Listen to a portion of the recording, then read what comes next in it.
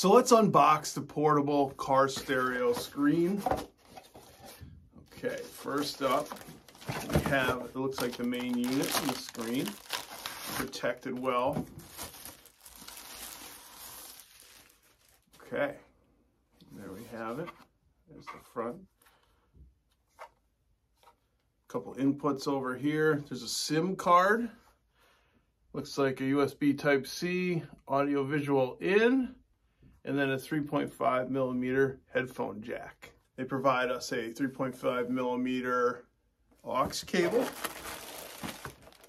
Here we have the backup camera wire, so that when you hook it to the back of your vehicle, you can see on screen what you're backing into. We have the, some call this the cigarette lighter charger. We have the power cable there, AC outlet, and then we have the sticky mount for the dash.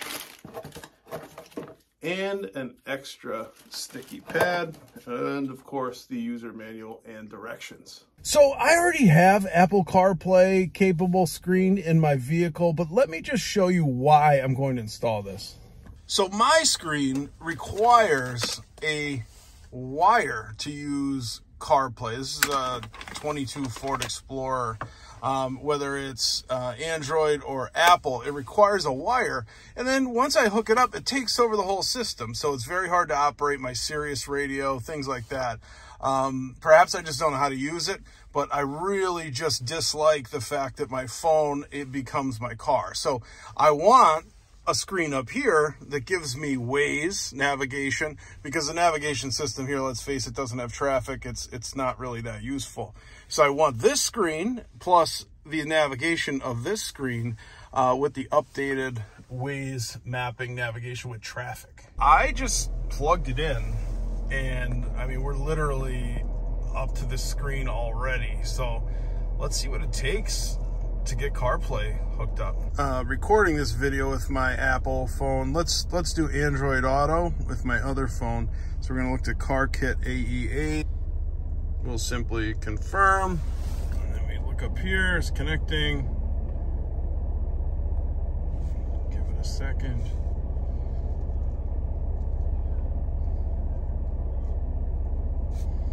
Okay.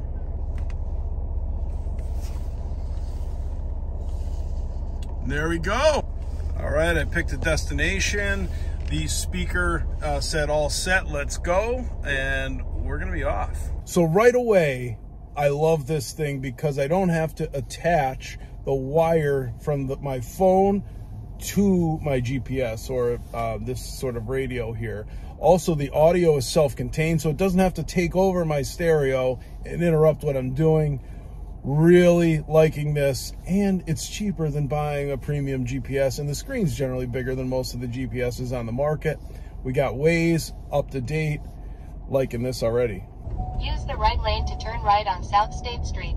Overall, very happy with this device.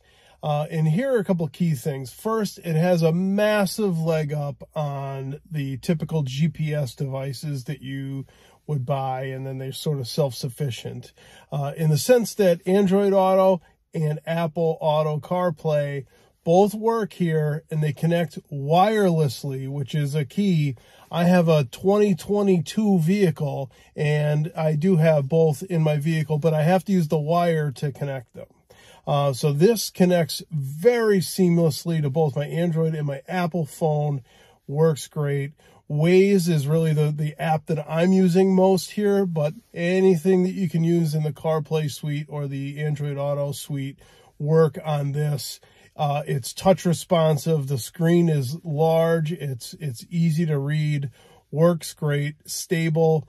The one wire you will deal with is the power wire, and I actually anticipate Velcroing on the back a battery, a rechargeable battery pack, so that I don't have to have the wire kind of, using up in that port going down there. But certainly not that big of a deal to use the wire. Would love to see something with an internal battery in it, but at this particular value point, really can't go wrong. Overall, Great device, super happy with it, and really outperform my expectations.